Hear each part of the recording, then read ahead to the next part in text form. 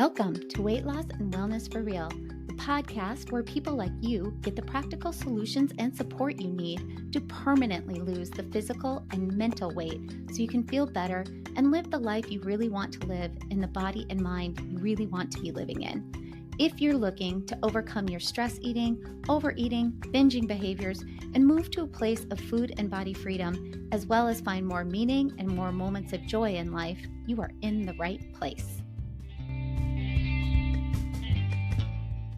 Hey everyone, thanks for being here and tuning in to Weight Loss and Wellness for Real. I'm Heather Heynen, the host of this show, and we are going to talk today all about cravings and emotional eating, a topic I have covered often in the past and will continue to cover because it's such a big deal for so many of us in our lives.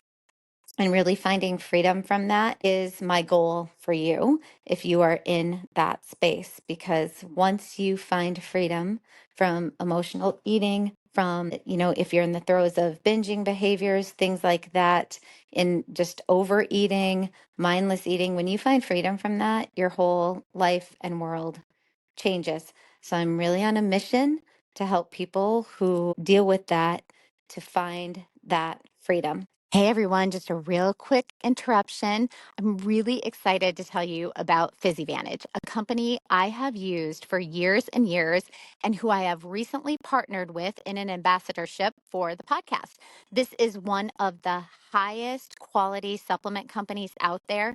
And the best part is I know the owner and his commitment to quality in his products. I actually interviewed the owner, Eric Hurst, on the podcast a while back, and you can hear him talk firsthand about his commitment to quality in episode, I think it was 171, if you're interested. Also in that one, there was a ton you can learn about aging optimally and performing at your best.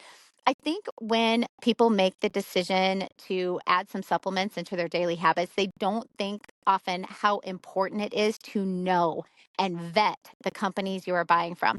There is no regulation on supplements. And so when you buy something, you really have no idea what you are getting. You really want to vet the companies heavily so that you know what you are spending your money on and exactly that you're getting exactly what you believe you are buying. So with PhysiVantage, you really don't have to think about it. What you buy is the highest quality of what you can get. I use the PhysiVantage PowerPlex plant-based protein complex. And no, I am not plant-based, but I'm not doing well with dairy right now, and whey protein causes some issues for me. This is something I'm working on. But in the meantime, in order for me to get in my optimal daily protein amount for maintaining lean body mass, keeping my appetite in check, and for athletic performance, I have to supplement with a protein powder, and this is my favorite. I alternate between vanilla and chocolate, and this plant-based protein complex is different than others out there in that it includes all the essential amino acids. So it's like a whey protein, it has all the essential amino acids. Most plant-based protein powders don't. It also has creatine and beta-alanine in it. These are huge bonuses. Plus, PhysiVantage plant protein only has a few carbs in it, where most plant protein powders have lots and lots. If you do well with whey protein, then use their whey protein blend. It's also really great. PhysiVantage has lots of great products that you can check out, but another one that I find so helpful for my goals and lifestyle is Redux HP. And this is an all-natural pain relief, which helps to improve recovery from rigorous exercise, supports a healthy inflammation response, combats muscle breakdown, and improves performance. But the best is it's an all-natural way to relieve aches, pains, and muscle soreness. This has saved me from popping ibuprofen for the couple of migraines I was getting twice a month, as well as when I had a big climbing or biking day and would wake up sore. So if you don't know how bad things can get from popping Ibu, do a little research. Avoid Ibu, in my opinion, really important for our health long term. So anyway, using this product instead can be a really great way to lessen pain naturally and inflammation. You can get a discount on any PhysiVantage product by going to physivantage.com. PhysiVantage is spelled PhysiVantage. So like physical advantage, PhysiVantage, and use my code Heather Heynen. Capital HEATHER, capital HEYNEN, all one word, no spaces, Heather Heynen, and you will save some money on any product you choose. I also have a link in the episode description below that you can use. check it out and see all that they have to offer. So if you're like me, you have often found yourself standing in front of your fridge, staring into it, searching for something. What is it I need or want? You're just not really sure.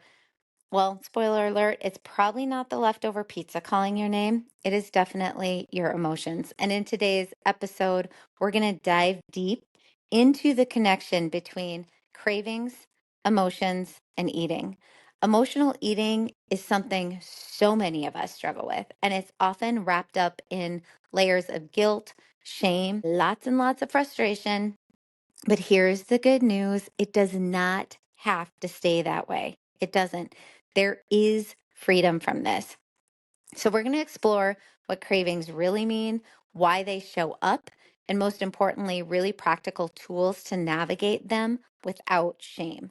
By the end of this episode, I'm hoping you feel more empowered to really face those cravings head on with compassion and a really clear, practical plan. So, let's talk a little bit about what cravings actually are. They're often really misunderstood because on the surface, they look like they're all about food. They look like they're about the salty chips, the sweet cookies, the ice cream, or whatever your comfort food of choice is. But cravings are rarely about the food itself. They are often a signal from your body or mind that something deeper is going on. So cravings can be physical. So when you're low on energy and your body screams for sugar, that's a thing. But they can also be emotional, which they more often are. They're a way to self soothe when you're stressed, sad, bored, or actually even celebrating. So let's say you've had a really long, exhausting day at work or maybe at home with the kids all day, and you finally get to flop on the couch and suddenly you are reaching for a pint of ice cream. Is it hunger? Probably not. It's more likely your brain saying, hey, I need comfort right now. I need to decompress. I need to feel soothed. And ice cream always makes me feel better, at least temporarily, right? So that's kind of the key. Emotional eating isn't a character flaw or something to beat yourself up about. It's simply your brain trying to meet a need. I'm going to repeat that because this is something I want you to be reminding yourself of instead of maybe the shame that you're feeling afterwards. It's simply your brain trying to meet a need. The trick is learning to decode what that need is and finding ways to meet it that don't always involve food. So, why do cravings show up? Let's break it down a little bit deeper. Emotional cravings are often triggered by one of these things: stress and overwhelm. It's one of the number one reasons people tell me they are overeating, they're binging, they're going to food. Stress and overwhelm. When you are stressed, your body produces cortisol, which can increase your appetite. Plus, food, especially the sweet or fatty food, actually the sweet, fatty, salty, all the things combined, really activate the reward center of your brain, giving you a temporary hit of feel good hormones. It also can hit because of emotional disconnection. So you're feeling lonely, sad, or even bored. Food acts as a stand in for emotional connection or stimulation. Third reason, unmet needs. Sometimes cravings show up when you're not meeting basic needs like rest, hydration, or even pleasure. So think of cravings like the check engine light in your car. The light isn't the problem, it's just a signal that something under the hood needs attention. So now that you kind of understand what cravings are, where they can come from, let's talk about how to handle them in the moment. One, practice the pause and getting curious. So before you reach for the food, the snack, anything like that, take a pause, take a breath, take a pause, and ask yourself, am I really hungry? What am I feeling right now? Name the feeling. We've talked about this a lot. Name that feeling. Use a feelings list. If you're not great at feelings vocabulary, Google feelings list, print it out, put it on your fridge, put it on the counter, keep it in your phone. What am I feeling right now? Look at that list, pick out the word that seems to fit most closely or words to what you're feeling. Name it. What am I feeling right now? What do I really need? What do I really need? Sometimes just this moment of pause and reflection can help you identify whether the craving is physical or emotional. For example, if you're stressed, You might realize you need a quick walk to clear your head, not a bag of chips. If you're lonely, maybe you need to call a friend or journal your feelings in that moment. Here's the thing. Practicing the pause and getting curious, asking these questions. Am I actually physically or am I actually hungry physically? What am I feeling right now? What do I really need? It's easier said than done, obviously.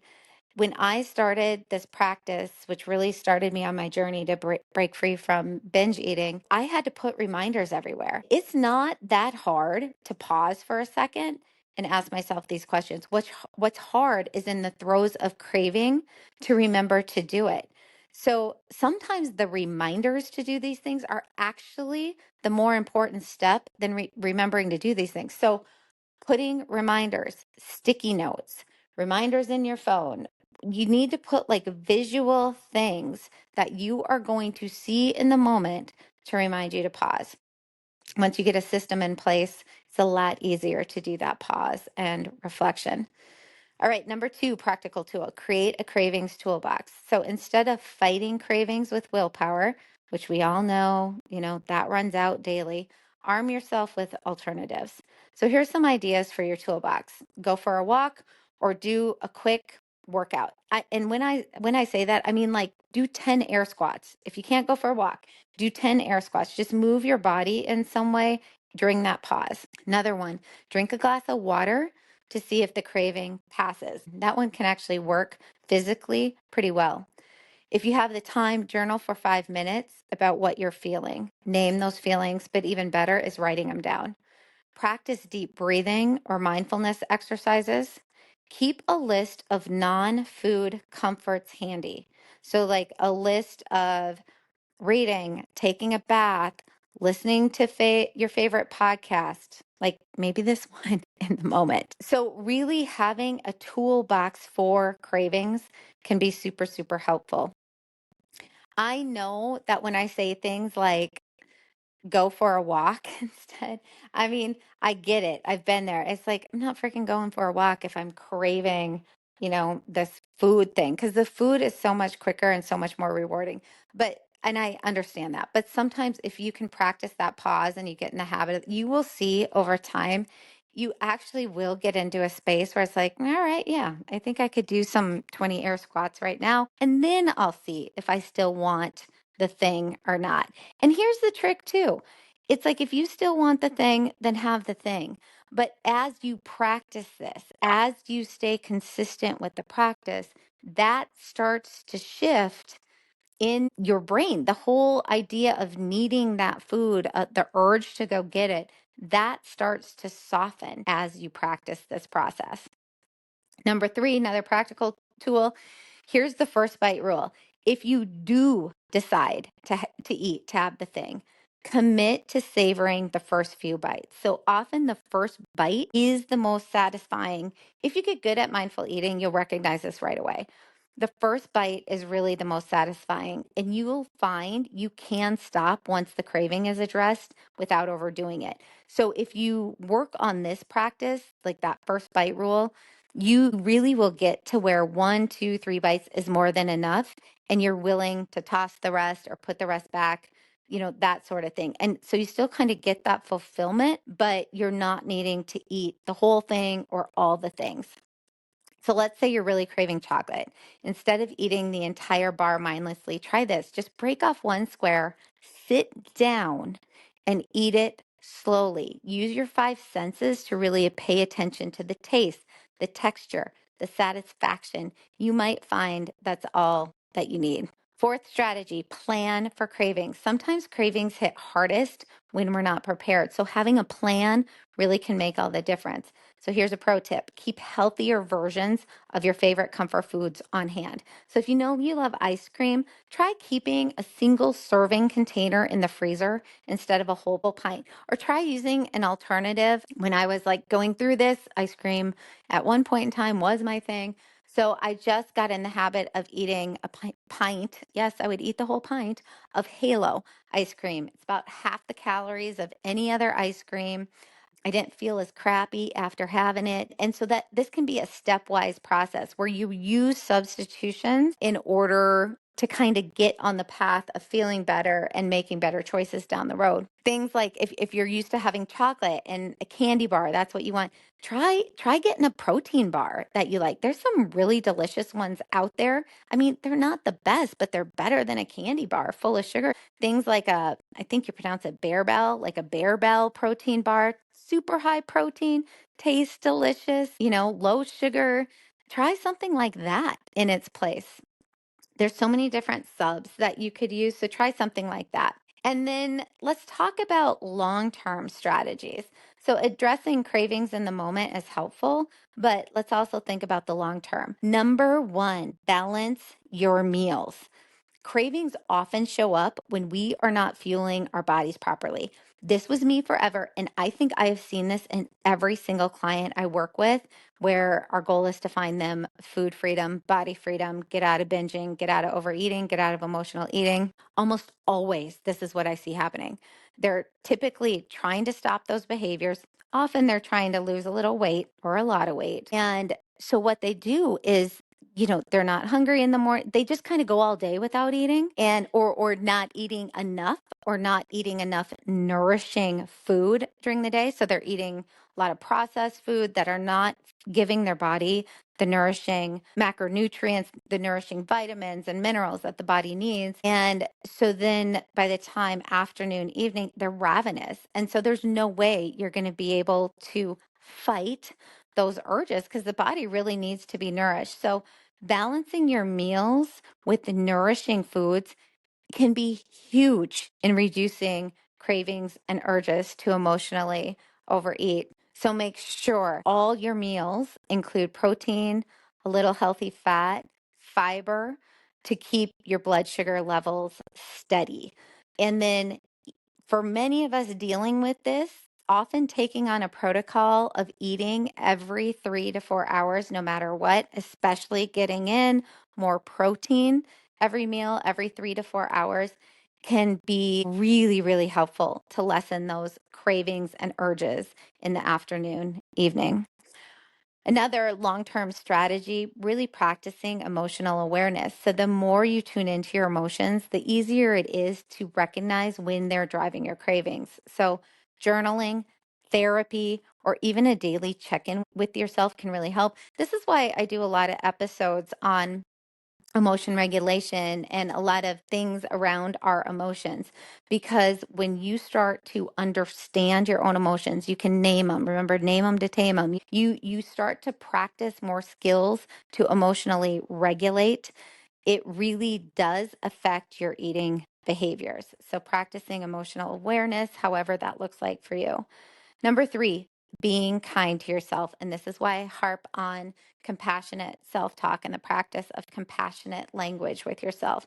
Cravings are not something to conquer or to defeat.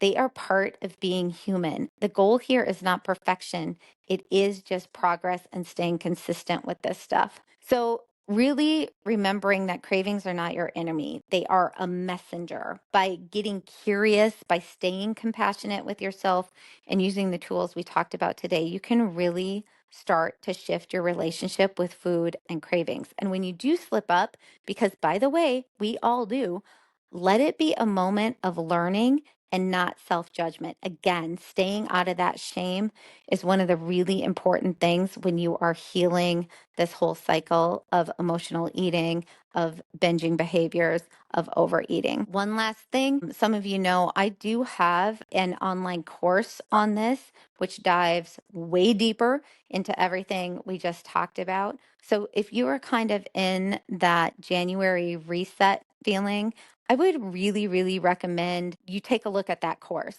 It is all written. It is not video, so you're not having to watch it. You just do it on your own time. It's reading, it's writing, it's journal prompts, it's worksheets. It's really designed to help you embody this knowledge and not just read through it and then you're trying to remember. Like there's interactive tools to help you really start to embody this knowledge and practice these things. And also, the cost is not that high. It's at a cost that just basically I'm able to maintain the platform's membership that I have to pay for to have those courses hosted. So I'm not making money from these things, is what I'm trying to say. So it's at just a cost that hopefully most people can afford and find enough value in it that it's worth it for them.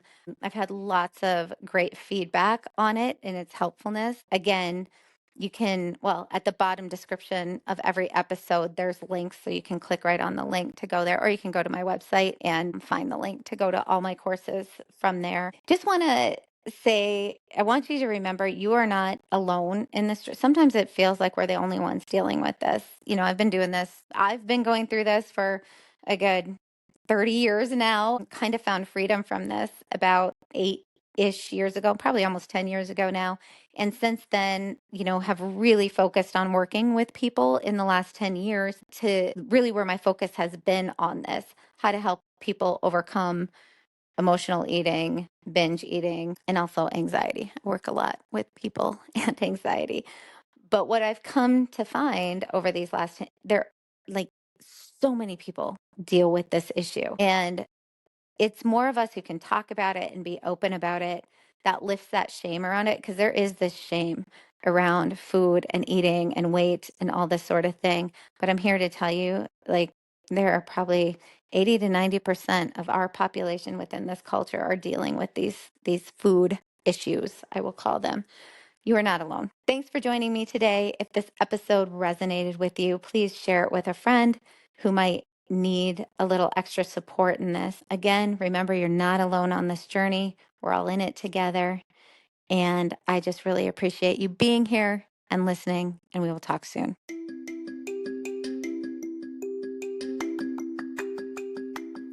Did you know you can find a lot more help from me on my website? Go to heatherheynen.com. Heynen is spelled Heynen, and there you will find links to my online courses, how I work with clients one-on-one, as well as online with my coaching and counseling services that I offer. The information in this podcast is intended to provide a broad understanding and knowledge of healthcare topics. This information is for educational purposes only and should not be considered complete and should not be used in place of advice from your physician or healthcare provider. We recommend you consult your physician or healthcare professional before beginning or altering your personal exercise, diet, or supplementation program.